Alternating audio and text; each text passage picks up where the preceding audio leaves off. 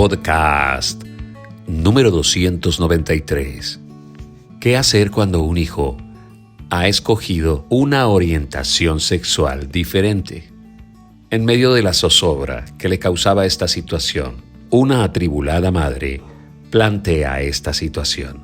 Tengo 2 hijos, uno que está llegando a los 20 años y el otro es menor. Mi hijo de 20 años desde pequeño tiene tendencias de amaneramiento. Siempre le vi características de tender a ser femenino en todas sus cuestiones. Pero hace poco le encontré conversaciones con otro muchacho que confirmaban su decisión de ser homosexual. He intentado ayudar a mi hijo. Inclusive he ido a otras terapias. He buscado ayuda profesional. He buscado ayuda en la iglesia. Pues muchas veces no sé, esto es confuso. Me pregunto si el error lo tuve yo, si estoy pagando las consecuencias de mi pecado.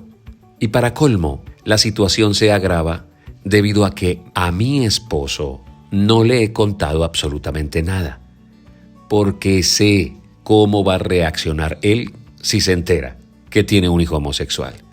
Lo conozco, es violento, va a maltratar a mi hijo, le va a decir cosas horribles.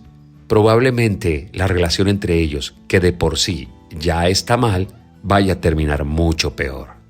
Con esta situación agónica, ¿cómo me puede orientar? Hola, yo soy José Ordóñez y les invito a escuchar el siguiente audio podcast en donde le di la orientación que considero a esta madre atribulada.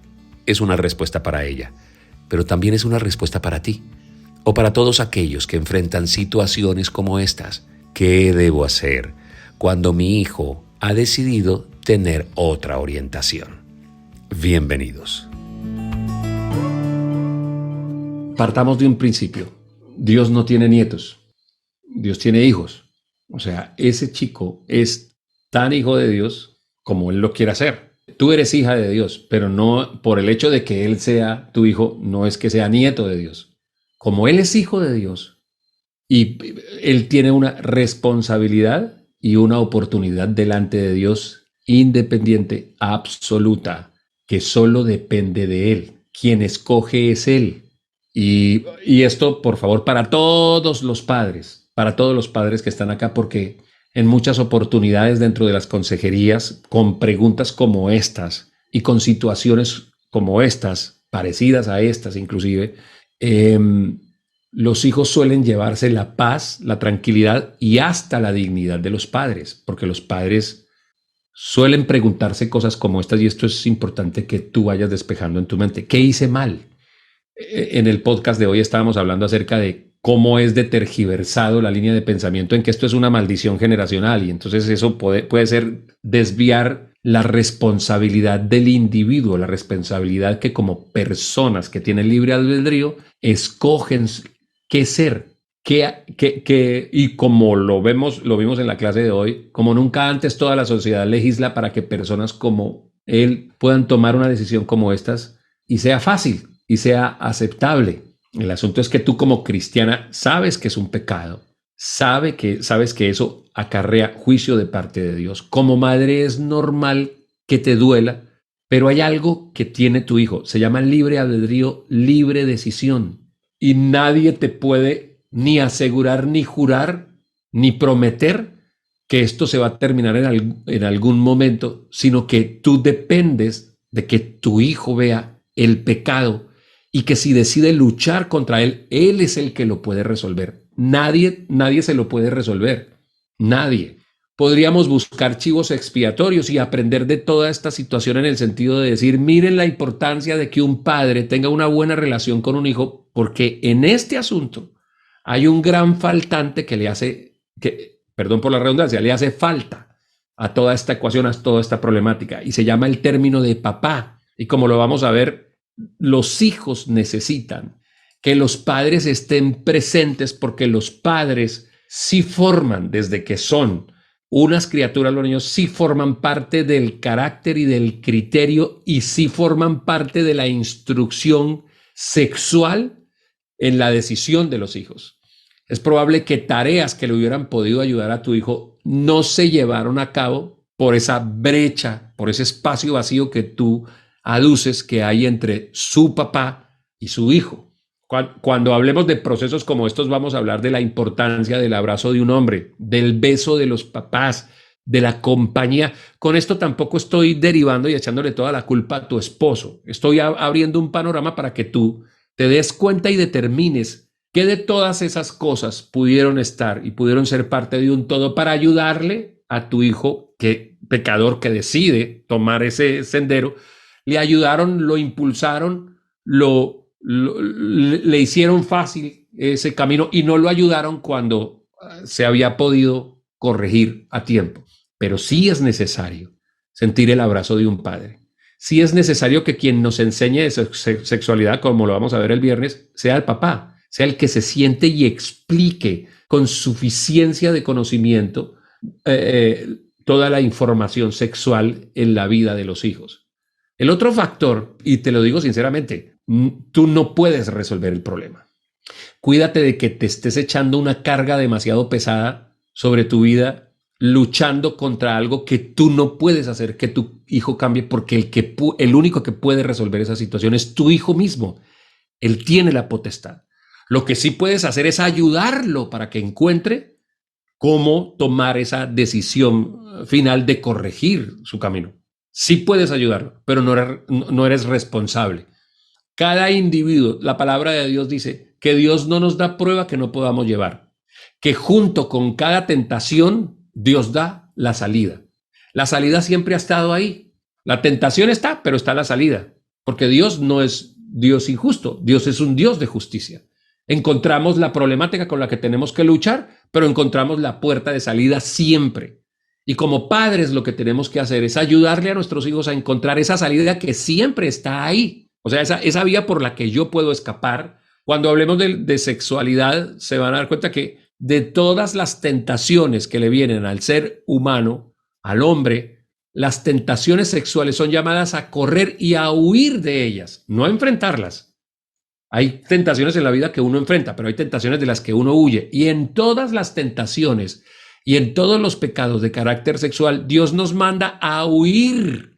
El apóstol Pablo le dice a Timoteo, huye de las pasiones juveniles. Esa vía de huir, esa vía de escape es la que tú tienes que ayudarle a tu hijo a encontrar. Esa es la manera de ayudarlo. Ya lo sabes, él ya tiene una forma de vivir, está empezando a tomar decisiones. Tu oración y tu buen trabajo lo pueden ayudar a que al final le sea más fácil tomar su decisión en la vida. Pero igual si toma la decisión errada, no se puede llevar tu vida. Él no se puede llevar tu dignidad. Y tu vida tiene que seguir, sobre todo por algo. Porque en la casa tienes otro hijo. Y si tu hijo mayor se lleva la dignidad, le va a causar un daño al hijo menor. Si lees la historia del hijo pródigo, el padre respetó la decisión del hijo y fue doloroso para el padre. Nadie eliminó el dolor que tenía el padre. Siempre estuvo esperando que el hijo regresara. Pero ¿por qué el padre respetó la decisión del hijo? ¿Por qué no se fue corriendo detrás del hijo menor? Porque en la casa tenía otro hijo. Entonces tú no puedes permitir que el hijo de 20 se lleve lo que necesita el hijo de 7, me dijiste, hijo de 7 años. Todavía tienes otro ahí y tienes que hacer responsable a tu hijo por lo que responsable es. Y otra cosa en cuanto a esta consejería que es bastante particular. Sí debes hablar con tu esposo. Sí debes hablar con tu esposo. Creo que a la situación con tu hijo le sumas otros miedos. ¿Sí? Como que procrastinas, como que por lo miedo de lo que pueda pasar. Estás asumiendo, cuando hablemos de comunicación, se van a dar cuenta que entramos a la temática de que uno en la comunicación no presupone lo que el hijo va a hacer. Uno no toma decisiones porque, pero ya lo conozco, sé que si le doy permiso, usted me va a hacer esto, me va a hacer esto, me va a hacer esto. La presuposición hace que uno asesine la confianza en las personas. Cierra la oportunidad a que Dios obre milagros. Yo no hago cosas porque conozco a mi marido y sé que él va a hacer esto. Entonces, elimino la posibilidad de que Dios pueda actuar, pero fuera de eso lo estoy acusando anticipadamente. ¿Por qué? Porque tengo el miedo. Entonces tú dices, mi esposo nunca ha tenido una buena relación con mi hijo, ¿ok? Falta cariño, falta que él esté ahí. Por lo cual no le cuento a mi esposo Ahora, yo creo, asumo, los hombres no somos tontos. Muy probablemente tu esposo ya lo sabe, lo intuye o lo sospecha. Es que es imposible uno no darse cuenta de una situación como esas.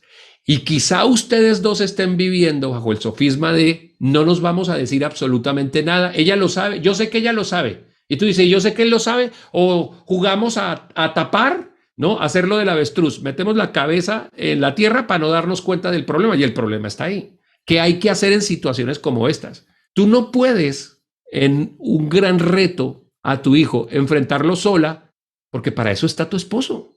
Lo tienen que enfrentar los dos. No tienes que tenerle miedo a la reacción de él.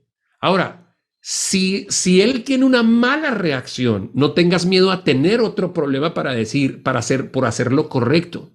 Si él es preferible enfrentar la mala reacción de un esposo a vivir con la agonía de que nunca se lo voy a decir porque le tengo miedo a cómo reaccione. Eso es peor.